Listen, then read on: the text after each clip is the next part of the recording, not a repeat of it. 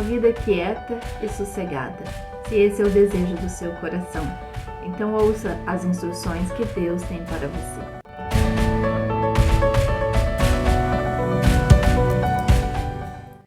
Seja bem-vindo em mais um devocional Palavra que Transforma. Estamos numa série de reflexões com o tema Florescer no Deserto. Para algumas pessoas isso parece ser impossível. Para aquelas que creem no Senhor, no Deus Todo-Poderoso, entendem que mesmo no deserto é possível florescer.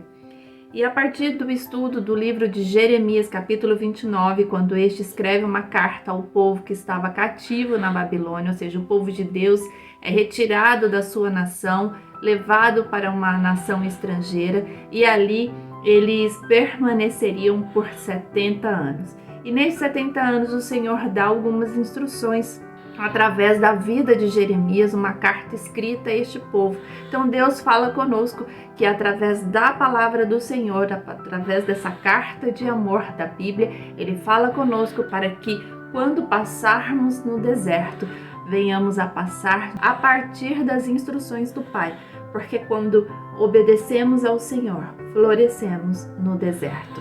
Já refletimos então a respeito do controle. O Senhor está no controle de todas as coisas, Ele sabe onde você está, onde você se encontra, o deserto que se faz muitas vezes em seu coração, o deserto que você passa a partir de uma situação.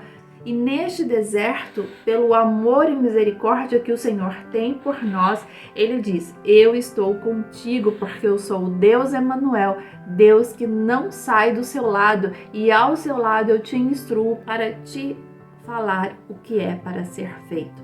No meio do deserto, nós florescemos, nós frutificamos. Não é para paralisar diante das situações, diante de um gigante que muitas vezes nos assusta, mas o Senhor diz: enfrente batalha, ouça com atenção as instruções de Deus, cresça na graça, no conhecimento, peça sabedoria, peça mais fé e mude as suas atitudes que te fazem desfalecer no deserto. E diz: Senhor, eu quero florescer, eu quero frutificar.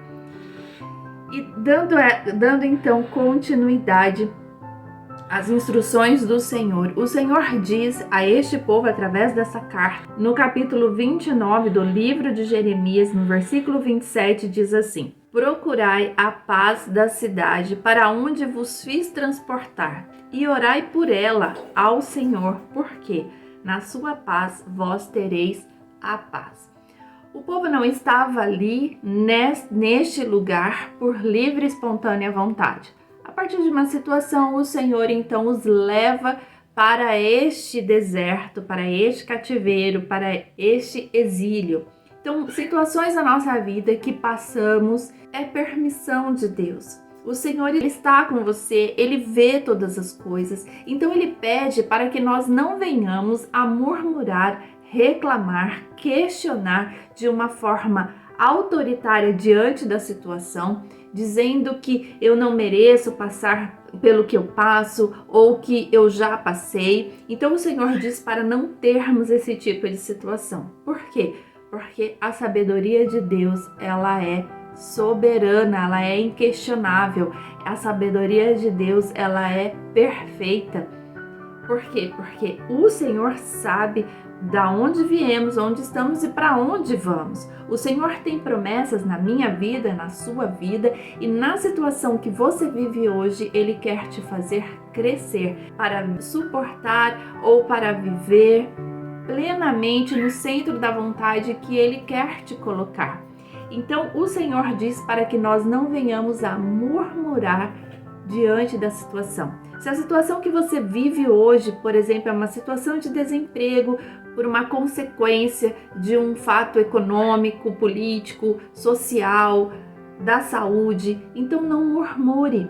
Fale: Senhor, diante deste quadro, deste deserto, eu quero orar por pessoas que foram instrumentos para que eu estivesse nessa situação hoje. Eu quero lançar palavras de bênção a essas pessoas, porque o Senhor diz para que o povo que estavam exilados na Babilônia, uma nação que não era a nação de adoração ao nosso Deus, ele disse que era para procurar a paz da cidade para onde estes estavam. E o Senhor diz que eles deveriam orar por ela, orar pela cidade. Então ore.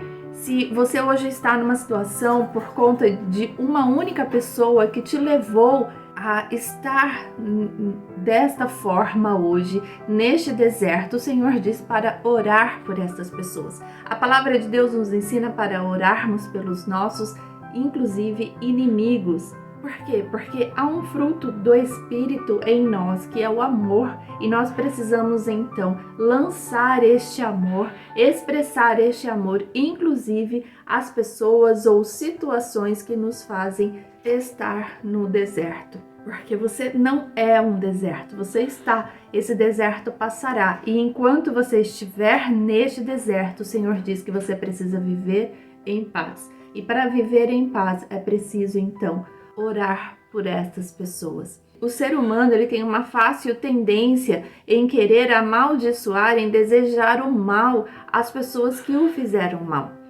O ser humano, ele tem também uma tendência a não perdoar, a lançar palavras de iras, a lançar palavras negativas. Por quê? Porque naquele momento você se encheu de raiva, se encheu de ira, você está numa situação totalmente desagradável, que te faz pensar onde está Deus.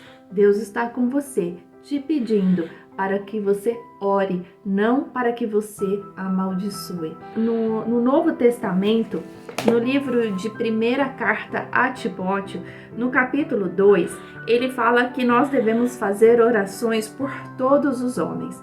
E a partir do versículo 1 diz assim: admoesto-te, pois, antes de tudo, que se façam deprecações, orações, intercessões e ações de graças por todos os homens, por todas as pessoas. E você diz, mas aquela pessoa não merece a minha oração, não merece a minha atenção. Jesus Cristo morreu, se entregou numa cruz como um sacrifício vivo para que todos fossem salvos. Mas é preciso aceitar este ato de amor de Jesus Cristo. Mas aceitar este amor de Jesus Cristo não compete a nós julgar quando, como e se uma pessoa vai aceitar. O que compete a nós é orar, é interceder por essas pessoas. Jesus morreu por você. Jesus venceu a morte por você. Deus tem um plano de salvação para a minha vida e para a sua vida. Por que não teria para o outro? Quantas palavras, porventura, você disse a alguém e este alguém se sentiu magoado por suas palavras em que às vezes você nem percebeu, ou que você realmente lançou propositalmente para que esta fosse machucada? Mas Jesus morreu por você e também por ela. Jesus te salvou e também quer salvar esta pessoa. Seja essa pessoa de um grande destaque profissional, político, social, ou seja aquela pessoa que está ao seu lado e que te magoou. Mas nós precisamos orar, interceder. E ele continua no versículo 2, orar pelos reis e por todos os que estão em eminência, para que tenhamos uma vida quieta e sossegada, em toda a piedade e honestidade. E por que ele diz isso? Porque isto é bom e agradável diante de Deus, nosso Senhor. Então, é um princípio que Deus coloca na nossa vida, que mesmo no deserto, nós precisamos orar pela paz da qual estamos inseridas. E por quê? Porque isto é agradável ao Pai. Nós encontramos graça diante de Deus quando oramos por aqueles, oramos por todas as pessoas, inclusive aquela que nos magoou. E também no livro da Epístola de Pedro, a primeira Epístola de Pedro, no capítulo também 2, ele fala sobre a boa conduta no meio daqueles que não creem em Deus, e também sobre a submissão às autoridades. E diz assim no versículo 13: sujeitai-vos, pois, a toda ordenação humana por amor do Senhor, quer ao rei como superior. nada que está debaixo do céu, como está em Eclesiastes, capítulo 3, foge aos propósitos e ao tempo determinado por Deus. Para tudo há um propósito nessa vida. Se estamos debaixo de uma autoridade que nos desagrada, não deixe de orar por essa autoridade. Não deixe de obedecer a essa autoridade. É evidente que precisamos ter o discernimento. Se algo que a autoridade esteja nos pedindo, fuja daquilo que Deus tem como princípios, ordenanças para a nossa vida, para sermos filhas do Pai. Mas o que não foge da palavra, nós precisamos obedecer. E o Senhor continua aqui. Quer aos governadores, como por ele enviados, para castigo dos malfeitores e para louvor dos que fazem o bem. Porque assim é a vontade de Deus, que fazemos o bem. Tapeis a boca à ignorância dos homens loucos. Então não seja como uma nécia que foge daquilo que Deus tem nos ensinado. Então, ore pela paz da situação, ore pela paz, ore pelas pessoas que porventura foram instrumentos para que você esteja nessa situação hoje. Não fale mal, não murmure, mas viva em paz para que você floresça no meio do deserto. Fique conosco nos próximos dias, dando continuidade a essa reflexão de Jeremias capítulo 29, como florescer no deserto. Que Deus te abençoe em nome de Jesus. Amém.